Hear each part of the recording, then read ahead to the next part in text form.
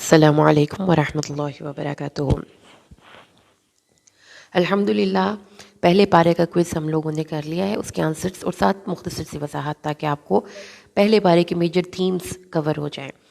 سورۃ الفاتحہ سے پہلا کویسچن لیا گیا تھا آیت نمبر 5 سے۔ سورۃ الفاتحہ اوپننگ سورہ مبارکہ ہے قرآن حکیم کی۔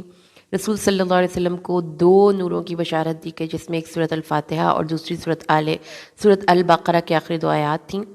یہ سورۃ الشفا ہے، یہ سورۃ الرقیہ ہے، یہ کافیہ ہے، یہ شافیہ ہے، یہ دعا اس میں ہم اللہ سے مانگتے ہیں، یہ الدعا ہے، یہ ام القرآن ہے، یہ ام الکتاب ہے، یہ 7 مثانی ہے، یہ ہر نماز کی ہر رکعت میں پڑھی جاتی ہے۔ کیوں پڑھی جاتی ہے؟ کیونکہ اس میں خالص توحید ہے، اس میں ہماری سبمیشن ہے، عاجزی ہے، اللہ سے تعلق ہے، ہمارا کنیکشن ہے۔ ہم صرف تیری ہی عبادت کرتے ہیں اور صرف تجھ ہی سے مدد مانگتے ہیں۔ عبادت انتہائی خوف، انتہائی عاجزی اور انتہائی خشوع کے ساتھ اللہ کی عبادت اور اللہ کی اطاعت کرنے کو کہتے ہیں۔ تو اللہ تعالیٰ کے ساتھ ہم محبت، اپنے ایموشنل اٹیچمنٹ یہاں پہ ہم شو کر رہے ہیں کہ ہم تجھ سے محبت کرتے ہیں، ہم تجھ سے خوف کرتے ہیں اور ہم تیری ہی بات مانتے ہیں اور مانتے رہیں گے۔ تو یہ ایک وعدہ بھی ہے اور یہ ایک انفارمیشن بھی ہے کہ اللہ تعالیٰ صرف تو ہی تو ہے، تو جس کے نتیجے کے طور پر پھر ہم صرف تجھ سے ہی مدد مانگتے ہیں، کیونکہ جب ہمارے سارے ایموشنل اٹیچمنٹس ہی تجھ سے ہیں تو پھر اور کسی سے ہم کیوں مدد مانگیں، ہم کسی اور سے کیوں استعانت چاہیں، جب کہ تو کل کے کل اختیارات کا مالک ہے، تو دنیا اور آخرت ہر چیز اب کا مالک ہے۔ ٹھیک ہے، تو سورۃ الفاتحہ کے بارے میں حدیث میں آتا ہے کہ یہ جب نماز میں ہم پڑھتے ہیں تو حدیث مسلم کی ہے کہ اللہ کے نبی نے فرمایا کہ اللہ تعالیٰ فرماتے ہیں کہ میں نے نماز کو اپنے اور اپنے بندوں میں نصفین میں تقسیم کیا ہے۔ جب میرا بندہ پڑھتا ہے الحمدللہ رب العالمین تو اللہ جواب دیتا ہے میرے بندے نے میری حمد و ثنا کی۔ جب وہ پڑھتا ہے الرحمن الرحیم تو اللہ تعالیٰ فرماتے ہیں میرے بندے نے میری ثنا کی۔ جب وہ کہتا ہے مالک یوم الدین تو اللہ فرماتے ہیں میرے بندے نے میری بزرگی اور تمجید بیان کی۔ اور جب وہ کہتا ہے ایاک نعبد و ایاک نستعین تو اللہ فرماتا ہے یہ میرے اور میرے بندے کے مابین ہے اور میرے بندے کے لیے وہی ہے جو وہ سوال کرتا ہے۔ تو ہمیں یہ ایک وعدہ ہے جو کہ ہم اللہ سے کرتے ہیں، اور یہ ایک کیریکٹر ہے جو کہ قرآن ہمیں دکھاتا ہے کہ ایک سبمٹ کر جانے والا بندہ، محبت کرنے والا بندہ، عاجزی سے اللہ کے سامنے کھڑا ہو کر ہاتھ باندھنے والا بندہ، یہ ہے جو کہ اللہ کو مطلوب ہے۔ آگے جی آیت نمبر 7 ہے اور کوسچن نمبر 2 ہے، ہدایت دے ان کی راہ کے جن پر تیرا انعام ہوا، جو نہ مغضوب ہوئے اور نہ گمراہ۔ ہدایت دے ان کی راہ پر جن پر تیرا انعام ہوا۔ قرآن فردر انعام یافتہ لوگوں کے بارے میں رہنمائی کرتا ہے۔ اولئک مع الذین انعم اللہ علیہم من النبیین والصدیقین والشہداء والصالحین وحسن اولئک رفیقا۔ یہ وہ لوگ ہیں جو ان لوگوں کے ساتھ ہوں گے جو اللہ کے انعام یافتہ ہیں، نبیین، صدیقین، شہداء اور صالحین۔ تو ہم اللہ سے دعا مانگتے ہیں کہ اللہ وہ لوگ جو کوالیفائی کر گئے تیری انعام کے لیے، جن پر دنیا اور آخرت دونوں میں انعامات نازل ہوتے ہیں، وہ لوگ ہیں جو تیری طرف تجھ سے ہی ہدایت مانگتے ہیں۔ تو سمپل سی بات ہے، جب آپ کسی بھی جگہ پر نئی جگہ پر جا رہے ہیں، کیونکہ صراط ہے نا، راستہ ہے، تو راستے کی ایک امیجری اپنے مائنڈ میں رکھیں۔ تو جب آپ راستے پر چلتے ہیں تو آپ کو بہت ضرورت ہوتی ہے اس راستے پر ہدایت کی۔ اسی وجہ سے آج بھی سائن بورڈز لگائے گئے ہوئے ہوتے ہیں سڑکوں پر رہنمائی دینے کے لیے، گائیڈ لائن پرووائڈ کرنے کے لیے۔ اور اگر آپ کو بالکل 100% رہنمائی چاہیے تو آپ کے موبائل میں GPS آن کر لیتے ہیں، وہ آپ کو پراپرلی گائیڈ کر دیتے ہیں۔ تو اسی طرح قرآن ہماری اس دنیا سے گزرنے کا GPS ہے، وہ ہمیں بالکل گائیڈ کرے گا جہاں پہ بھی آپ پاس چاہیں گے کہ اب یہاں سے نکلیں کیسے۔ تو اس لیے اللہ تعالیٰ سے ہم بڑے وضاحت سے بتا رہے ہیں کہ اللہ ہدایت بھی چاہیے، انعام بھی چاہیے، تیرے غضب سے پناہ بھی چاہیے اور گمراہی سے پناہ بھی چاہیے۔ اس لیے ہمیں بالکل بہت کیئر کر کے اس راستے پر چلنے کی ضرورت ہے، کیونکہ ذرا سا بھی ہم پھسلے نہیں تو ہم گمراہ بھی ہو سکتے ہیں اور ہم اللہ کے غضب کا شکار بھی ہو سکتے ہیں۔ اور مغضوبی علیہم کون سے لوگ ہیں؟ وہ یہود ہیں جو کہ مسلسل اللہ تعالیٰ کے حکم عدولی کرتے رہے اور نافرمانی کرتے رہے۔ اور گمراہ کون لوگ ہیں؟ عیسائی، جو کہ اپنے نبی حضرت عیسیٰ کی شان کو بلند کرتے کرتے ان کو اللہ کا بیٹا بنا گئے۔ سورۃ البقرہ قرآن حکیم کی سورہ مبارکہ ہے جو طویل ترین ہے، گائے کے نام پر رکھی گئی ہے۔ اس سورہ مبارکہ کے بارے میں حدیث میں آتا ہے کہ یہ قرآن کی نمائندگی کریں گی سورۃ بقرہ اور سورۃ آل عمران۔ سورۃ البقرہ اللہ تعالیٰ کی آخری 2 آیات رات کو سوتے وقت پڑھنے کی بڑی فضیلت آئی ہے، اور اس کے علاوہ یہ اللہ کے عرش کے خزانوں میں سے ایک خزانہ ہے۔ تو یہ خزانے کی تلاش، ہم اللہ کا شکر ہے کہ اللہ نے ہمیں خزانے کی تلاش میں خزانہ دیا ہے۔ سورۃ البقرہ اللہ تبارک و تعالیٰ سب سے پہلے اس کتاب میں ایک پری ریکویزٹ بتاتا ہے کہ اس قرآن اور اس کتاب سے ہدایت پانے والے لوگوں میں 2 کوالٹیز ہونی چاہیے، ان میں تقوی ہونا چاہیے اور ان میں یہ یقین ہونا چاہیے کہ یہ کتاب اللہ کی طرف سے ہے اور اس میں کوئی شک نہیں۔ جب آپ شک سے اس قرآن کو لیں گے تو یہ کتاب آپ کو کتاب ہدایت نہیں بنے گی، بلکہ یہ آپ کی گمراہی میں اضافہ کرے گی، قرآن کہہ رہا ہے۔ ٹھیک ہے، اب ہمیں یہاں پر ایک سب سے پہلے اللہ تعالیٰ نے تعارف دیا ہے کہ کون سے لوگ ہیں جو کہ اللہ کو پسند ہیں، اور کون سی ایسی کوالٹیز ہیں جو کہ اللہ کو ہم سے ریکوائرڈ ہیں۔ وہ لوگ جو غیب پر ایمان رکھتے ہیں، نماز قائم کرتے ہیں اور اس میں سے جو ہم نے انہیں دیا ہے خرچ کرتے ہیں، اور وہ لوگ جو اس پر ایمان لاتے ہیں جو اے نبی آپ پر نازل کیا گیا، یعنی یہ شریعت، یہ کتاب، یہ قرآن، اور ان پر بھی ایمان لاتے ہیں جو آپ سے پہلے تھیں، یعنی کہ پہلے انبیاء اور ان کی شریعتیں اور ان کی کتابیں، اور آخرت پر یقین رکھتے ہیں۔ تو یہ یاد رکھیے کہ غیب پر ایمان میں اللہ پر ایمان ہے، اس کے فرشتوں پر ایمان ہے، اس کی کتابوں پر ایمان ہے، اس کے نبیوں پر ایمان ہے، اور پھر اس کے بعد نماز ہے، اور پھر اس کے بعد اللہ کے راستے میں خرچ کرنا ہے، یعنی زکوٰۃ ہے۔ تو یاد رہے کہ یہ چیزیں جو سب سے ایمان بالغیب ہے، یہ آپ کی سوچوں کی اصلاح سے بات کو شروع کرنا ہے۔ تو جب تک ہماری سوچیں صحیح نہیں ہوں گی، ہمارے اعمال درست نہیں ہو سکتے۔ قرآن نے بھی یہی بتایا ہے۔ یہ وہ لوگ ہیں جو اپنے رب کی طرف سے بڑی ہدایت پر ہیں، اور یہی لوگ کامیاب ہونے والے ہیں۔ مفلحون کا جو روٹ ہے وہ فلاح سے نکلتا ہے۔ فلاح مطلب کسان، وہ لوگ جو کہ کسانوں کی طرح اپنی کھیتی پر کام کرتے ہیں، ان میں نیگیٹو ویڈز جو کہ جڑی بوٹیاں ہوتی ہیں اس کو نکالتے جاتے ہیں، اور پھر اللہ تعالیٰ کی طرف سے آنے والی ہدایت پر عمل کرتے ہیں۔ وہ رسپانسو ہوتے ہیں، وہ رسپانسبل ہوتے ہیں، وہ اللہ تعالیٰ کی مخلوق پر خرچ کرنے والے ہوتے ہیں، اللہ تعالیٰ کے ساتھ اپنے تعلق کو مضبوط کرنے والے، اور نماز کو پوری شرطوں کے ساتھ، التزام کے ساتھ ہمیشہ اپنے وقت پر ادا کرنے والے ہوتے ہیں، اور وہ لوگ ہیں جو کہ اللہ کے نبیوں کی تعظیم کرنے والے ہیں۔ یہ وہ لوگ ہیں جو کہ ہدایت پر۔ تو پہلا کیریکٹر جو قرآن نے ہمیں بتایا، وہ بتایا ایسا کیریکٹر جو کہ اللہ اور جو کہ مکمل طور پر اللہ تعالیٰ کے ساتھ دوستی میں ہے اور اللہ کے ہر حکم کو مانتا ہے۔ حال نمبر 3 ہے، اللہ نے مہر کر دی ہے ان کے دلوں پر اور ان کی کانوں پر اور ان کی آنکھوں پر پردہ پڑ چکا ہے۔ دلوں اور کانوں اور آنکھوں، یہ 3 آرگنز ہیں جو کہ آپ کو آؤٹ سائڈ ورلڈ کے بارے میں انفارمیشن دیتے ہیں، دنیا سے آپ کی تعلق ہے۔ تو اللہ تعالیٰ نے ان کی جب یہ تینوں چیزیں کنٹامینیٹڈ ہو جائیں گی، پلیوٹیڈ ہو جائیں گی اور بیماری کا شکار ہو جائیں گی، تو پھر اس کے بعد ان کا دنیا سے ایک صحیح والا کنیکشن نہیں جڑے گا۔ سمپل سی اگزامپل ہے، آج کل کے دور میں سب اس کو ریلیٹ کر سکتے ہیں۔ نظر خراب ہو جائے کسی کی، قریب کی یا دور کی، تو وہ چیزوں کو اس طریقے سے کمپریہینڈ نہیں کر سکتا، سمجھ نہیں سکتا اس کو، جب تک کہ وہ اب اس کی اس نظر کے ساتھ جو مسئلہ ہے وہ حل نہ ہو جائے، اینک نہ آپ لگائیں۔ تو اللہ تعالیٰ نے فرمایا ہے کہ ان کی یہ کیفیت کیوں ہوئی، کیونکہ یہ مسلسل ہٹ درمی سے اور اپنے دل کی خوشی سے نیکی کے راستے کو چھوڑتے رہے۔ تو پھر ایک کنڈیشن ایسی آئی کہ یہ ویسٹ ہو گئے۔ جیسے کہ آپ کوئی بھی چیز آپ یوز کرتے ہیں اور جب وہ اس میں چانس نہیں رہتا کہ یہ ٹھیک ہو جائے گی، تو پھر آپ کو وہ کہتے ہیں جو مکینک ہے کہ یہ آپ کی موٹر خراب ہو گئی، اس کو پھینک دیں، آپ کا موبائل بالکل خراب ہو گیا ہے، اب آپ نیا لے لیں اور اس کو پھینک دیں۔ تو یہ ہے کہ اللہ تعالیٰ نے فرمایا ہے کہ یہ انسانوں میں سے ویسٹ مٹیریل ہیں جو کہ کسی قسم کی ہدایت کے لیے کوالیفائی نہیں کر سکتے، حتیٰ کہ رسول صلی اللہ علیہ وسلم جو کہ بیسٹ مکینک ہیں دلوں کے، وہ بھی ان کے دلوں کو ریپیئر نہیں کر سکتے۔ کیوں؟ کیونکہ ان کے دل مہر زدہ ہیں۔ کیونکہ جو ایک آرگنز ہیں جس کو وہ دنیا سے رابطہ کرتے ہیں، وہ آرگنز کنٹامینیٹڈ ہو چکے ہیں، بالکل کرپٹ ہو چکے ہیں، وہ کام نہیں کریں گے۔ تو یہ بھی ایک کیریکٹر ہے کہ اپنے دل کی خوشی سے نیکی کے راستے کو چھوڑ دینے والے شخص کی آخر کار یہ انجام ہوتا ہے۔ کویسچن نمبر 4، وہ دھوکہ دے رہے ہیں اللہ کو اور مومنوں کو، اور وہ نہیں دھوکہ دیتے مگر اپنے آپ کو۔ اب ایک اور کیریکٹر قرآن نے ہمیں دکھایا، وہ شخص جو کہ اوور اسمارٹ خود کو سمجھتا ہے، اور وہ یہ سمجھتا ہے کہ میں اتنا چالاک ہوں کہ میں ہر بندے کو دھوکہ دے سکتا ہوں، میں ہر بندے سے جھوٹ بول سکتا ہوں، میں غلط کو سچ اور سچ کو درست پیش کر سکتا ہوں، میں اتنا چالاک ہوں، اتنا بڑا میں ایکٹر ہوں۔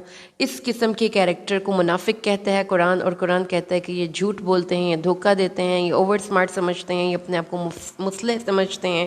اور پھر اللہ تعالیٰ نے دو بڑی اہم اگزامپلس کے ذریعے جو قرآن پاک کے ڈسکرپشن کے بہت خوبصورت پیراگرافس ہیں، اس میں اللہ تعالیٰ نے بتایا ہے کہ وہ اپنے آپ کو اس تکلیف دہ سچویشن میں کیسے لے کر چلتے ہیں، یعنی کہ منافق بندہ اللہ کو وہ بھی پسند نہیں، ان المنافقین فی الدرک الاسفل من النار، وہ آگ کے سب سے نچلے طبقے میں ہوں گے۔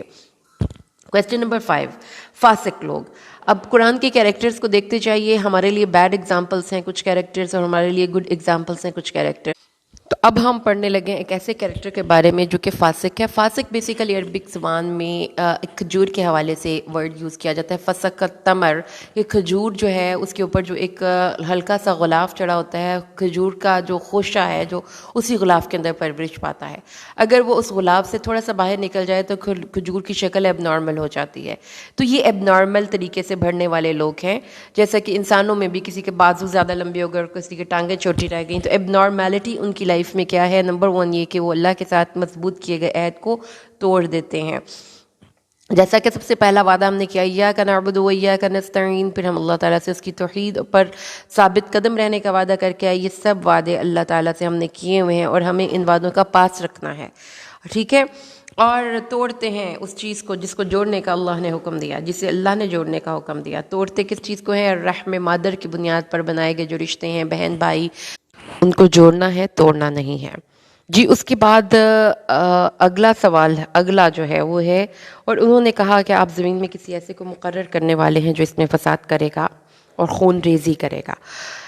اچھا، یہ فرشتوں کا مکالمہ تھا جب اللہ تعالیٰ نے فیصلہ کر لیا آدم علیہ السلام کو تخلیق کرنے کا، اور فرشتوں کو انفارم کیا اس بات کے بارے میں، تو فرشتوں نے اللہ تعالیٰ سے یہ اعتراض کیا کہ زمین میں آپ کسی ایسے کو مقرر کرنے والے ہیں جو اس میں فساد کرے گا اور خون بہائے گا، کیونکہ انسانوں سے پہلے جنات دنیا میں آباد تھے، تو فرشتوں نے سیلف ایزیوم کر لیا کہ یہ انسان جو نئی مخلوق ہے یہ بھی تقریباً سیم ایسا ہی بیہیو کرے گی۔ تو پھر اللہ تعالیٰ نے حضرت آدم علیہ السلام کو سب چیزوں کے نام سکھا دیے، پھر اس کے بعد ان پر علمی برتری واضح کرنے کے لیے فرشتوں کو ان چیزوں کے سامنے، وہ چیزیں فرشتوں کے سامنے پیش کر کے اللہ تعالیٰ نے کہا اگر تم سچے ہو اپنے اس اعتراض میں تو پھر مجھے ان چیزوں کے نام بتاؤ۔ جب فرشتوں نے دیکھا کہ ان چیزوں کے نام تو ان کو نہیں آتے، یعنی کہ علم نہیں تھا ان کو، تو پھر حضرت آدم کے علم کی علمی برتری واضح ہو گئی، کیونکہ انہوں نے ان کو وہ تمام چیزوں کے نام بتا دیے۔ پھر آخر میں اللہ تعالیٰ نے یہ کہا کہ میں نے تمہیں کہا نہیں تھا کہ میں زمین و آسمان کے غیب سے واقف ہوں۔ پھر اس کے بعد اللہ تعالیٰ نے فرشتوں سے کہا کہ آدم کو سجدہ کرو، تو سب کے سب سجدے میں گر گئے سوائے ابلیس کے۔ ابلیس اصلاً جن تھا، انتہائی عبادت گزار ہونے کی وجہ سے، فرشتوں کی سفارش کی وجہ سے وہ فرشتوں میں رہائش اختیار کیے ہوئے تھا، لیکن جب اللہ تعالیٰ نے آدم علیہ السلام کو پیدا کیا تو اس نے کیا کیا؟ سب سجدے میں گر پڑے سوائے ابلیس کے۔ اس نے انکار کیا اور تکبر کیا اور ہو گیا کافروں میں سے۔ اس کا کویسچن نمبر 7 ہے۔ ابلیس کے کیریکٹر کی دو بہت اہم کوالٹیز جو کہ اللہ تعالیٰ نے اس کی ذات کی انٹروڈکشن کے طور پر پیش کی ہیں، وہ ہیں کہ اس نے تکبر کیا اور انکار کیا، اپنے آپ کو آدم سے اعلیٰ سمجھا، اللہ تعالیٰ پہ اعتراض جڑ دیا کہ یہ آن میرٹ سلیکشن نہیں ہوئی، اور کہا کہ میں اس سے بہتر ہوں۔ اللہ تعالیٰ نے پھر اس کے اس تکبر کی بنیاد پر، اس کے حسد کی بنیاد پر، اس مقابلے بازی کی بنیاد پر کہ میرے سے آنے والی نئی مخلوق میں سے آگے کیسے نکل گئی، میں تو زیادہ ڈیزرو کرتا تھا اس وراثت کو، زمین کی اس نیابت کو اور زمین کی اس خلافت کو۔ اللہ تعالیٰ نے کہا یہاں سے نکل جاؤ۔ پھر اب چونکہ اللہ سے تو وہ بدلہ لے نہیں سکتا تھا، اس نے اپنے تمام غصے کا رخ آدم کی طرف کر دیا، اسکیپ گوٹنگ جس کو کہتے ہیں ہم، کہ قربانی کا بکرا بنا دیا، اور اللہ کو چیلنج کیا کہ اس آدم کو تو اب میں نے نہیں چھوڑنا۔ تو کیا ہوا کہ آدم علیہ السلام کو اللہ نے جنت میں پہنچا دیا۔ اب اس نے کیئرفل اس چیز کو آبزرو کیا کہ اللہ تعالیٰ وہ پلاننگ اس کی دیکھیں، اس کی انٹیلیجنس دیکھیں، لیکن اس نے اپنی جو صلاحیتیں ہیں اس کو رانگ سائڈ پہ لگایا، کسی کو فائدہ پہنچانے کے لیے نہیں، نقصان پہنچانے کے لیے۔ اب اس نے پلان کیا، اللہ تعالیٰ نے آدم کو کہا اس جنت میں رہو مگر ایک درخت کا پھل نہیں کھانا۔ اب اس نے پورا کرافٹ کی ایک سٹوری، پورا ان کو بہانے اور جھوٹ کے ساتھ اس درخت کا پھل کھانے کے لیے آمادہ کر دیا، حتیٰ کہ انہوں نے شیطان کے بہکاوے میں آ کر اس درخت کا پھل کھا لیا، آدم اور بی بی حوا نے۔ پھر اللہ تعالیٰ نے کوئز کو کویسچن نمبر 8 ہے اور 38 آیت کریمہ ہے، ان کو جنت سے نکل جانے کا اور زمین میں جانے کا حکم دیا، لیکن جب جنت سے نکالا جا رہا تھا تو کیا انسٹرکشن دی گئیں زمین پر بھیجنے سے پہلے؟ تو جب بھی آئے تمہارے پاس میری جانب سے کوئی ہدایت تو جو لوگ میری اس ہدایت کی پیروی کریں گے ان کے لیے نہ کوئی خوف ہوگا اور نہ ہی وہ غم سے دوچار ہوں گے۔ تو یہ ہے جو اللہ کی انسٹرکشن اللہ تعالیٰ دنیا میں آدم کو بھیجتے وقت بتا رہا ہے کہ اگر آپ نے کمپلیٹلی ایک پیسفل لائف سپینڈ کرنی ہے تو اس کے لیے آپ کو پھر ان ہدایات پہ عمل کرنا پڑے گا۔ یعنی سمپل سی بات ہے، سفر پہ جانا ہے، سفر کی آفتوں سے بچنا ہے، پریشانیوں سے بچنا ہے، تو اپنی جی پی ایس آن کر کے جائیں اس قرآن کا، وہ آپ کو صحیح گائیڈ کرے گا کہ کہاں سے مڑ جانا ہے اور کہاں پر رک جانا ہے اور کہاں کیسے اپنے آپ سے بہتر فائدہ اٹھانا ہے۔ اور پھر اس کے بعد کویسچن نمبر 9 سورۃ البقرہ آیت 45، اور مدد حاصل کرو صبر سے اور نماز سے۔ ایاک نعبد و ایاک نستعین، تو اللہ نے فرمایا کہ مدد کیسے آئے گی؟ ہماری اللہ سے ایک ایموشنل اٹیچمنٹ ہو، اور پھر ہم اللہ تعالیٰ کو اپنا بڑا جان کر اپنے تمام مسائل اس سے شیئر کریں، لیکن ساتھ ہی ساتھ صبر سے اللہ کی مدد کا انتظار کریں، اور جب صبر کرنا مشکل ہو تو پھر نماز پڑھیں، تو اس سے ہمیں وہ اسٹرینتھ مل جائے گی، ہمیں رباط مل جائے گا۔ تو اللہ نے تمہاری توبہ قبول کر لی۔ 10 کوئز کا کویسچن نمبر ہے اور 54 آیت کریمہ ہے۔ تو یقیناً اللہ کی ذات کا ایک تعارف تھا، جیسا کہ ہم نے اپنے آپ سے وعدہ کیا تھا کہ ہم اللہ کے بارے میں علم حاصل کرنے کے لیے قرآن پڑھ رہے ہیں اور اللہ کی پسند کے بارے میں جاننے کے لیے۔ تو اللہ تعالیٰ نے پھر بتایا کہ وہ توبہ کا بہت ہی قبول کرنے والا ہے۔ تو اللہ تعالیٰ ایک بہت ہی پیار کرنے والے، محبت کرنے والے، پالنے والا، رحم کرنے والا، مہربان، ابھی تک ہمیں اللہ تعالیٰ کی ذات کا یہی تعارف ملا ہے۔ اللہ تعالیٰ خالق ہے، آسمان کو بنایا، زمین کو بنایا، اللہ تعالیٰ رب ہے جو کہ پالتا ہے، اللہ تعالیٰ رحمان ہے، اللہ تعالیٰ رحیم ہے، اللہ تعالیٰ آل پاورفل ہے، ہر جگہ پہ پریزنٹ ہے، اومنی پوٹنٹ ہے، اومنی پریزنٹ ہے۔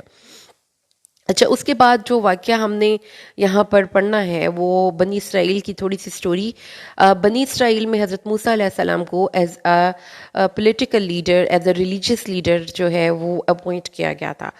اس کی ہسٹری یہ تھی کہ جو فرعون تھا وہ بہت ہی زیادہ ظالم اور جابر تھا، وہاں پر حکمران اور لوگوں کو ان کو ایکسپلائٹ کرتا تھا، ان کو کسی قسم کی کوئی social, civil, political, religious rights نہیں تھے۔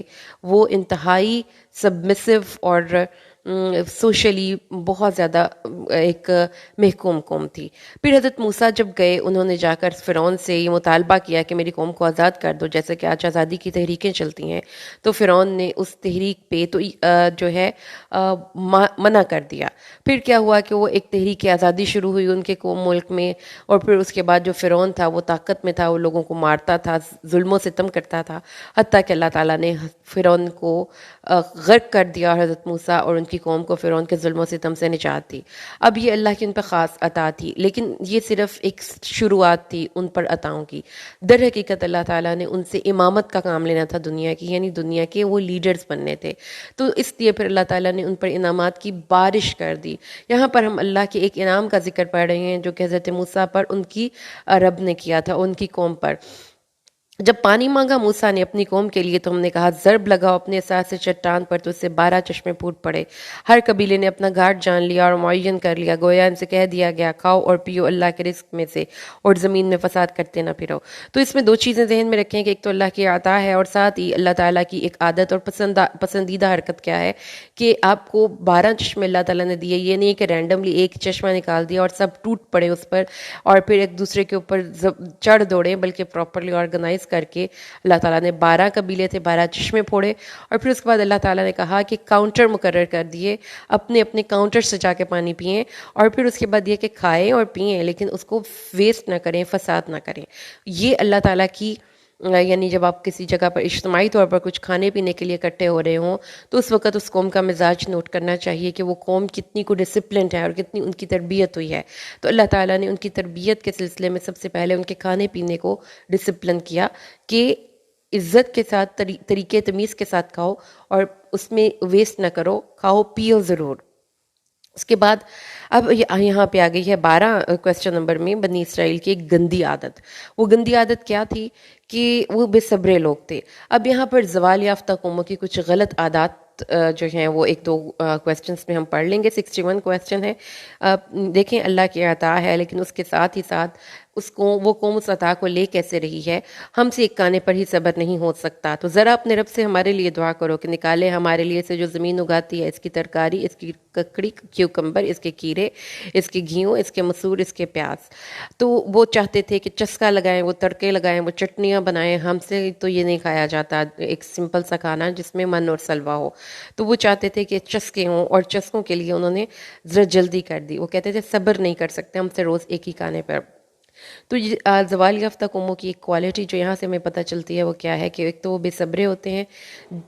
صبر سے انتظار کریں تو سب کچھ ملتا ہے. ظاہر ہے کہ اس قوم نے ہمیشہ صحرا میں تو نہیں رہنا تھا، ان کو سیٹلمنٹس ملنی تھیں تو وہاں پہ جا کے اپنی پسندیدہ کھانے بھی پکا سکتے تھے، لیکن انہوں نے جلدی مچائی. نمبر 1 جلد باز کالی طبیعت کے مالک لوگ، یہ زوال یافتہ قوموں کی نشانی ہے. صبر کرنے والے لوگ اعلیٰ مقاصد حاصل کر لیتے ہیں. نمبر 2 جو چسکے کے پیچھے بھاگنے والی قوم لوگ ہوتے ہیں، اکثر ان لوگوں کی زندگی کی صبح اور شام صرف چسکوں اور کھانے پینے کے پیچھے گزر جاتی. ایسے لوگ کوئی عظیم کام کے لیے منتخب نہیں ہوتے. اور تیسری چیز یہ ہے کہ پھر اللہ تعالیٰ کے نبی حضرت موسیٰ نے پھر بتایا کہ کمتر شے لینا چاہتے ہو بہتر شے کے بدلے میں، تو پھر تمہاری غلط چوائس تمہارے وہ اس مقام سے نیچے گرا دے گی جس کے لیے اللہ تعالیٰ نے تم لوگ کو سلیکٹ کیا ہے. تو چوائس اچھی کرنی ہے. اس کے بعد 13 کویسچن ہے. اللہ فرماتا ہے کہ وہ ایک ایسی گائے ہونی چاہیے جو نہ بوڑھی ہو نہ بچی، بلکہ بالکل بڑھاپے اور نوجوانی کے بین ہو. تو اب کر گزرو جو تمہیں حکم دیا جا رہا ہے. ہاں جی، یہ جو سورۃ البقرہ ہے یہ اس واقعے کے نام کے اگینسٹ اس کا نام رکھا گیا ہے سورۃ البقرہ.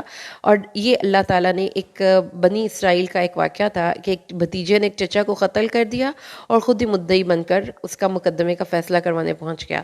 تو پھر اس مقدمے کا فیصلہ یوں کیا گیا کہ اللہ تعالیٰ نے فرمایا کہ گائے کو ذبح کرو. وجہ اس کی یہ تھی کہ یہ لوگ جب حضرت موسیٰ کوہ طور پر شریعت لینے اور کچھ ٹریننگ لینے کے لیے اللہ تعالیٰ سے گئے 40 ڈیز اور 40 نائٹس کے لیے، تو پیچھے سے ان لوگوں نے بچڑے کو معبود بنا لیا. ابھی تک ان کے دلوں میں اس بچڑے کی محبت رچ بس گئی تھی. تو اللہ تعالیٰ نے اس محبت کو ختم کرنے کے لیے کہا کہ جاؤ بھائی اب ایک گائے کے سینے پر چھری چلاؤ، اس کے گردن پر چھری چلاؤ. تو اگر آپ سمبولیکلی لیتے ہیں تو بھی سمبولیکلی بھی جب تک کہ آپ کسی بھی اپنے دل کی خوشی سے کسی غلط راستے کو نہیں چھوڑتے، اپنے دل کے اندر غیر خدائی طاقتوں کے گلے پر چھری نہیں پھیرتے نا، تب تک آپ کا دل اللہ کے لیے خالص نہیں ہو سکتا اور اس دل میں اللہ نہیں اتر سکتا. تو پھر ایک تو یہ بات ہے. دوسری بات یہ ہے کہ پھر ایک اور زوال یافتہ قوم کی علامت ہمیں پتہ چلی. بہت مین میخ نکالنا ہے، چھوٹی چھوٹی باتوں پر بہت زیادہ اپنی اٹینشنس کو ویسٹ کرنا ہے. انہوں نے بہت چھوٹی چھوٹی مائنیوٹس ڈیٹیلز پوچھی اپنے نبی سے اور اپنی زندگی تنگ سے تنگ کرتے گئے. تو یہ بھی ایک ہمارے سوشلی ایک جو ہیبٹ ہے اس کو بھی ہم ایڈریس کر سکتے ہیں اسے، کہ جو لوگ بہت مین میخ نکالتے ہیں چھوٹی چھوٹی باتوں پہ، مائنیوٹ ڈیٹیلز پہ اپنے دماغ کو صرف کرتے ہیں، وہ اپنی بہت سی اٹینشنز اور انرجیز ویسٹ کر جاتے ہیں. اس سے بھی بچنا چاہیے. اور پتھروں میں سے بھی تو یقیناً ایسے ہوتے ہیں. 14 کویسچن نمبر ہے جن سے چشمے پھوٹ پڑتے ہیں، اور ان چٹانوں میں سے کچھ ایسے بھی ہوتے ہیں جو شک ہو جاتے ہیں اور ان سے پانی برآمد ہوتا ہے، اور ان میں سے یقیناً وہ بھی ہوتے ہیں جو اللہ کے خوف سے گر پڑتے ہیں. تو قرآن ایک بڑی خوبصورت کتاب ہے. جیسا کہ ہم نے پہلے پیج پہ پڑھا کہ الذین یؤمنون بالغیب، جو امور غیبیہ پہ یقین رکھتے ہیں. اور جو غائب چیزیں ہماری نظروں سے اوجھل ہیں، ان میں ایک یہ بھی ہے کہ ہم سمجھتے ہیں کہ پتھر تو جمے ہوئے ہیں، نہ ان میں کوئی ادراک ہے، نہ ان میں کوئی حص ہے، نہ ان میں کوئی سینس ہے. لیکن اللہ کہتا ہے کہ پتھروں میں سینس ہوتی ہے. جمادات جو جمی ہوئی چیزیں ہیں یہ بھی اللہ کا خوف رکھتے ہیں. کوئی اللہ کے خوف سے پھٹ پڑتے ہیں، کوئی گر پڑتے ہیں، کوئی شک ہو جاتے ہیں، کہیں سے چشمے پھوٹ پڑتے ہیں. تو اس سے ایک ایک چیز تو ہمیں سمجھ میں آئی کہ دل بھی اللہ تعالیٰ نے دلوں کو بھی سمبولیکلی پتھروں سے تشبیہ دے کر فرمایا ہے کہ جو ان کے دل ہیں یہ ان جمی ہوئی جمادات کے پتھروں سے بھی زیادہ سخت ہیں، لہٰذا ان میں اثر نہیں ہوگا. تو انسانوں کو پھر اللہ تعالیٰ نے پتھروں سے تشبیہ دی ہے یہاں پر.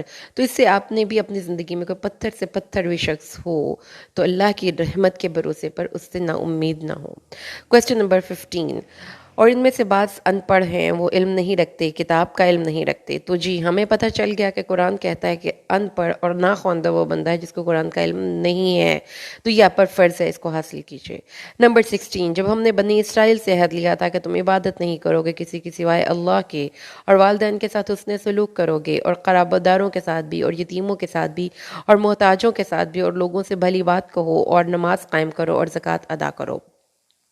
بنی اسرائیل سے بھی عہد ہے، تو اس کا مطلب یہ ہوا کہ شریعتیں تقریباً ساری ایک جیسی ہی ہیں، جس میں کہیں پہ کچھ اصولوں میں تھوڑی سی تحریف اور تبدیلیاں ہیں. ادروائز جو بیسکس ہیں نا مورالٹی کے اصول وہ سیم ہیں کہ عبادت اللہ کی، یعنی کہ اللہ کے ساتھ ایموشنل اٹیچمنٹ ہوگی، اللہ تعالیٰ کے ساتھ ہماری محبت ہوگی، اسی کے سامنے ہمارا سر جھکے گا، اسی کی اطاعت ہوگی، اسی کا خوف ہوگا، اسی سے امید ہوگی. اور پھر اس کے بعد اللہ تعالیٰ نے فرمایا کہ صرف یہ انف نہیں ہے کہ ہم صرف اللہ سے عبادت کرتے رہیں، ہمیں اس کا اظہار کیسے کرنا ہے، ہم نے اس کی مخلوق کے ساتھ اچھا سلوک کرنا ہے، اور موسٹ امپورٹنٹ اپنے پیرنٹس کے ساتھ. تو ہم نے ایک ایسا کیریکٹر نہیں بننا جو ایروگنٹ ہو، جو تکبر کرنے والا ہو، جو جھوٹ بولنے والا ہو، جو دھوکہ دینے والا ہو، جبکہ اس کے برخلاف ہمیں اللہ تعالیٰ کے سامنے عاجز، اس کی مخلوق، اپنے والدین کے ساتھ حسن سلوک، اور پھر عام انسانوں کے ساتھ بھی حسن اخلاق اور حسن کلام سے بات کرنے والا بننا چاہیے. نماز اور زکوٰۃ کی پابندی ضروری ہے. تو کیا تم کتاب کے ایک حصے کو مانتے اور ایک کو نہیں مانتے؟ تو نہیں ہے کوئی سزا اس کی جو یہ حرکت کرے تم میں سے سوائے رسوائی کے دنیا کی زندگی میں، اور قیامت کے روز وہ لوٹا دیے جائیں گے شدید ترین عذاب کی طرف. اللہ غافل نہیں ہے اس سے جو تم کر رہے ہو. 85 آیت کریمہ ہے. جی تو یہ ہمارے آج کے مسلمانوں کی کہانی بھی دیکھ لیں. ہم سود نہیں کھاتے، اگر ہم شراب نہیں پیتے، اگر ہم سور کا گوشت، خنزیر کا گوشت نہیں کھاتے، تو کیا ہم ہی مسلمان ایسے نہیں جو جھوٹ بھی بولتے ہیں، جو دھوکہ بھی دیتے ہیں؟ جو مسلمان عورتیں اپنی زینت کا اظہار کرتی ہیں، بے پرد پھرتی ہیں، ڈانس کرتی ہیں، اور مسلمان نوجوان نظر بازی کرتے ہیں، اسی کتاب میں یہ حکم لکھا ہوا ہے کہ اپنے آپ کو کور کرو، اپنی نگاہوں کو جھکاؤ. کیا ہم سب نماز پڑھتے ہیں؟ تو کتاب کے ایک حصے کو مان کر ایک کو نہ ماننا، اس شخص کی سزا کیا ہے کہ وہ دنیا میں ذلیل و رسوا کر دیا جائے گا. تو اس کویسچن کا آنسر مل گیا کہ کیوں مسلمان اس دنیا میں عزت نہیں رکھتے، کیونکہ وہ کتاب اللہ کو 100% نہیں لیتے.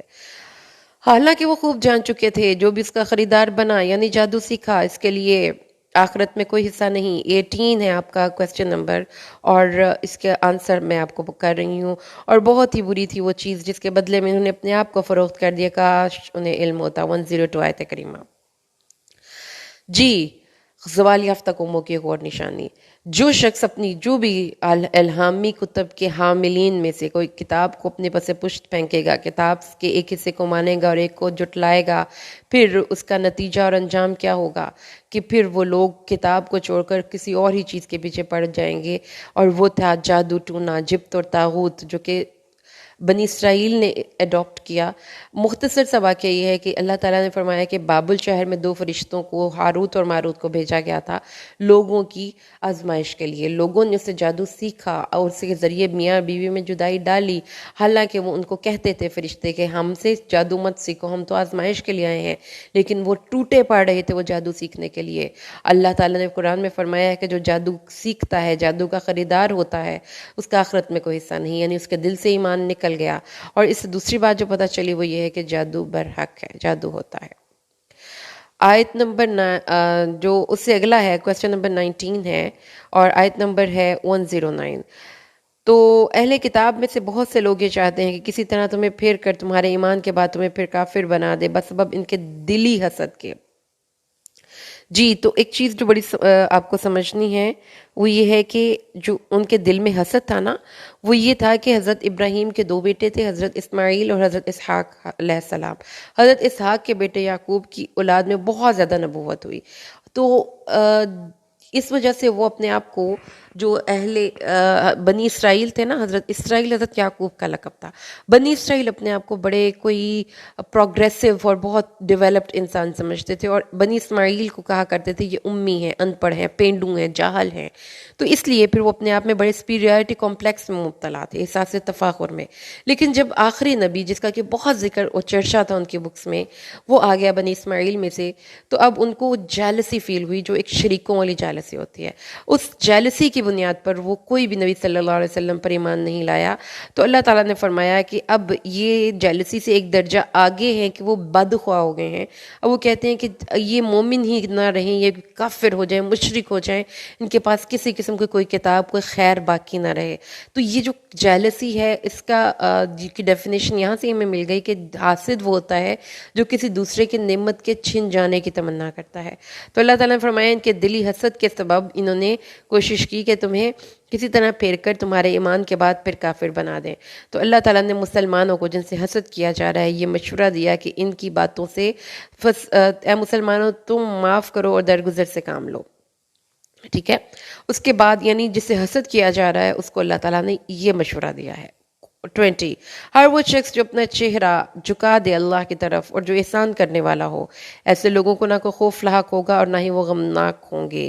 تو انٹرنل اینڈ ایکسٹرنل امن، خوف مستقبل کے حوالے سے ہوتا ہے اور ماضی کے ریگریٹس ہوتے ہیں، ماضی کے پچھتاوے ہوتے ہیں، اور ماضی کے بارے میں انسان کے دل کو غم لگا رہتا ہے. تو اس کا ماضی اور مستقبل سکیور ہو گیا جو اللہ کے سامنے جھک گیا. اس کے بعد نمبر 21 پہ، اور ڈرو اس دن سے کہ جس دن کوئی جان کسی دوسرے جان کے کچھ بھی کام نہیں آ سکے گی، نہ ان سے کوئی بدلہ قبول کیا جائے گا، نہ ہی کوئی فدیہ قبول کیا جائے گا، اور نہ ہی ان کی مدد کی جائے گی. یعنی جب کوئی شخص گرفتار ہوتا ہے تو یہی دو کام ہیں، یا تو پیسے دے کر چھوٹ جاتا ہے یا کوئی انفلوئنس سے. تو انفلوئنس تو ہو گئی نہیں سکتا، کوئی نسبت وہاں پہ چلے گی نہیں. قرآن پاک کہہ رہا ہے کوئی نسبت نہیں چلے گی، نہ کوئی مدد، نہ کوئی فدیہ. اس لیے اپنے عمل پہ بھروسہ کر کے جائیے گا. اب 22 سے لے کر 25 تک جو ہماری آیات ہیں حضرت ابراہیم کے بارے میں ہے. ابراہیم کا کیریکٹر کی ایک بہت اہم کوالٹی جو کہ 22 کویسچن میں اور آیت نمبر 124 میں ہم نے پڑھی. اور ذرا یاد کرو جب ابراہیم کو آزمایا اس کے رب نے بہت سی باتوں میں تو اس نے ان سب کو پورا کر دیا. تو جو کمپلیٹ کرنا ہے کام کو فنشنگ ٹچ تک کی بہت امپورٹنٹ ہے. یہ انسان کی ایک پرسنل عادتوں پہ بھی کمنٹری کر سکتے ہیں ہم کہ جب آپ کوئی کام فنش کرتے ہیں، it means that you are vigilant, you are active. آپ کوئی بھی کام بہت ہی زبردست طریقے سے کرنے کی کوالٹی رکھتے ہیں، آپ پلاننگ کرتے ہیں تو ہی آپ اپنی باتوں کو کام کو کمپلیٹ کرتے ہیں. تو حضرت ابراہیم ویژنری بندے تھے، بہت انٹیلیجنٹ تھے، لیجنڈ تھے، اپنے دور سے کہیں آگے کا سوچنے والے تھے. تو اللہ تعالیٰ نے فرمایا کہ ایک یہ چیز تھی، اور دوسرے وہ ہائیلی ایکٹیو تھے، بہت پازیٹیو تھے.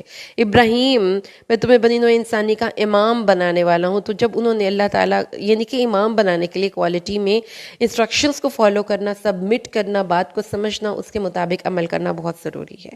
اللہ تعالیٰ نے ان کو یہ انعام دیا کہ میں تمہیں بنی نوع انسان کا امام بنانے والا ہوں.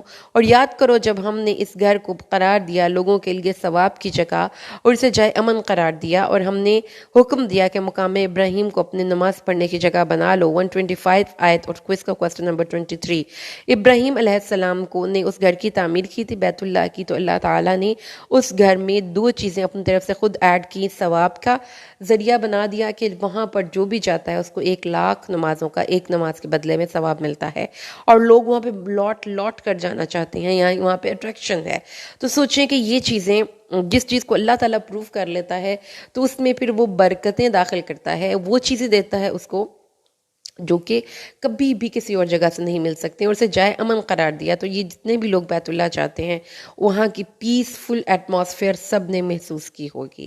اور یاد کرو جب کہ ابراہیم نے دعا کی تھی میرے پروردگار میرے اس گھر کو امن والا بنا دے، اور یہاں بسنے آباد ہونے والوں یعنی بنی اسماعیل کو پھلوں کا رزق عطا کر جو ان میں سے ایمان لائے اللہ پر اور یوم آخر پر. اور اے ہمارے پروردگار ان میں یہ 126 آیت کریمہ ہے. اب اس میں حضرت ابراہیم کی خوبصورت دعا ہے، جیسا کہ ہم نے پہلے بھی ڈسکس کیا، حضرت ابراہیم بہت ہی انٹیلیجنٹ انسان تھے، تو ان کی دعا میں انہوں نے امن کی دعا کی، اللہ تعالیٰ اس گھر کو امن والا بنا دے، اس کو ایکسٹرنل انٹرنل ہر قسم کے حادثوں آفتوں سے بچانا، اس کو ظالم جابر حکمرانوں سے بچانا۔ اس کو دیکھیں، آپ اپنے گھر میں امن میں بیٹھے ہیں، آپ کے بچے اسکول جاتے ہیں، گھر واپس آتے ہیں امن سے، آپ کے گھروں میں اکانومی، آپ کے کاروبار پر امن ہے، تو کتنی وہ ایک بڑی عطا ہے اللہ تعالیٰ کی، کیونکہ یہ امن اوور آل پراسپیرٹی کی طرف لیڈ کرتا ہے سوسائٹی کو۔ تو یہ اس دعا کی وسعت دیکھیں اور اس کی گہرائی دیکھیں، اور پھر اس کے بعد انہوں نے اللہ تعالیٰ سے پھلوں کا رزق مانگا، کیونکہ دال روٹی سب کہتے ہیں جی دال روٹی اللہ کا شکر ہے چل رہی ہے، پھل جو ہے وہ رزق کی فراوانی کی دلیل ہوتے ہیں اور بہت زیادہ وسعت کی دلیل ہوتے ہیں۔ تو آج دیکھ لیں کہ ابراہیم علیہ السلام کی دعا کیسے قبول ہوئی، اور وہ مانگ کب رہے ہیں، ان کے ویژن دیکھیے کہ جب وہاں پر صرف وہ ہے اور ان کا بیٹا ہے۔ تو اس سے پتہ یہ چلتا ہے کہ جب کوئی چیز ہم اللہ سے مانگتے ہیں تو خوب مانگا کیجئے، ہو سکتا ہے کہ آپ کی دعا آپ کی زندگی میں قبول نہ ہو، لیکن آپ کے مرنے کے بعد ہو سکتا ہے وہ قبول ہو جائے۔ لاسٹ جو کویسچن ہے، اے ہمارے پروردگار، ان میں سے ایک رسول اٹھا جو خود انہی میں سے ہو، جو انہیں تیری آیات پڑھ کر سنائے، انہیں کتاب اور حکمت کی تعلیم دے اور ان کا تزکیہ کرے۔ تو یہ بھی حضرت ابراہیم کی دعا کی وسعت دیکھیے کہ 3000 ایئرس بعد یہ دعا قبول ہوئی۔ بنی اسماعیل میں سے اللہ نے ایک رسول اٹھایا، نبی صلی اللہ علیہ وسلم، اور پھر اس نبی کی جو کوالٹیز تھیں اس میں انہوں نے اپنی اولاد کے لیے امن مانگا، انہوں نے اپنی اولاد کے لیے خوشحالی مانگی، پولیٹیکل سوشل پراسپیرٹی مانگی، تعلیم مانگی، حکمت۔ تو یہ دعائیں اپنی دعاؤں میں شامل کیجیے۔ تو یہ تھا جی پہلے پارے کا کوئز، اور ساتھ اس کی مختصر سی تفسیر۔ اللہ سے دعا ہے اللہ ہمیں قرآن کو صحیح معنوں میں سمجھ کر پڑھنے اور عمل کرنے کی توفیق دے۔ السلام علیکم۔